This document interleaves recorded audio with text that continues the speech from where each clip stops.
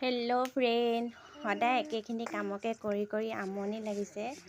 তো আজি ভাবিলোঁ মানুহজনক অলপ সহায় কৰি দিওঁ বুলি ঘৰৰে দুটা ৰুম বহাই থকা হৈছে পাছফালে। তো ইটা কেঁচৰ পৰা শেলুৱে ধৰিছিলে আৰু মই ব্ৰাছ মাৰি এনেকৈ চফা কৰি দিছোঁ, যিহেতু মানুহজনো অলপ সহায় হ'ব। মিস্ত্ৰী লাগি আছে, কিন্তু মানুহজনে যোগালী কামহে লাগি আছে দেই। ঘৰতে যোগালী কৰিছে আৰু ময়ো অলপ মানুহজনক কামত সহায় কৰি দিছোঁ।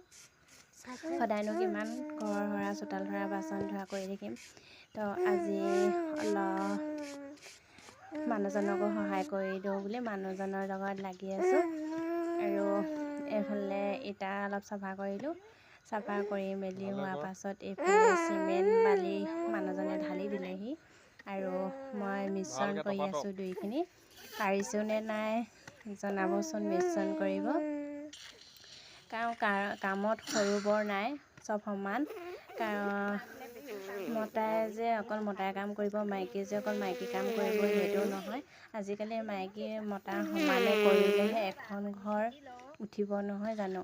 আৰু সেইটোকে মানুহজনক অলপ সহায় কৰি দিলোঁ। যিহেতু আজি ঘৰৰ কামখিনি কৰি মেলি ৰাতিপুৱাতে সোনকালে আজৰি হ'লোঁ আৰু আজৰি হোৱাৰ কাৰণে এইফালে মানুহজনক অলপ সহায় কৰি দিছোঁ। আৰু এইফালে বেটিক চাওঁচোন, বাল্টিং এটা লৈ আহিছে। তাত মানে মোতকৈ তাইৰহে কাম বেছি হৈছে আৰু বাল্টিংটো লৈ এনেকৈ বালি ভৰাই আছে, দেখিছেনে।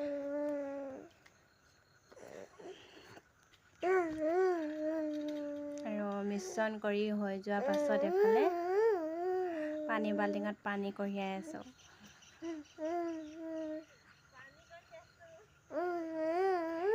গধুৰ বাল্টি 2-3 বাল্টিমান কঢ়িয়ালোঁ, ইমানকেনো ক'ত পাৰিম। আৰু এনেকৈ পানী 2-3 বাল্টিংমান ঢালি মেলি আকৌ মিশ্ৰণ কৰিবলৈ লৈছোঁ। মানুহজনে চাই থাকিব নোৱাৰিলে, তো ভাগৰো লাগে। মানুহজনে ক'লে দিয়া ময়ে কৰোঁ বুলি মানুহজনক দি দিলোঁ এইফালে।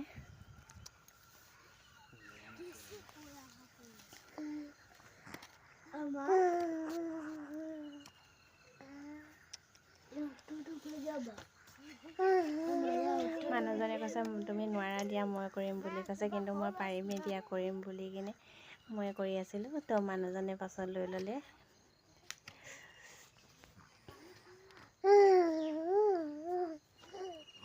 এইফালে এতিয়া মিশ্ৰণ কৰি মেলি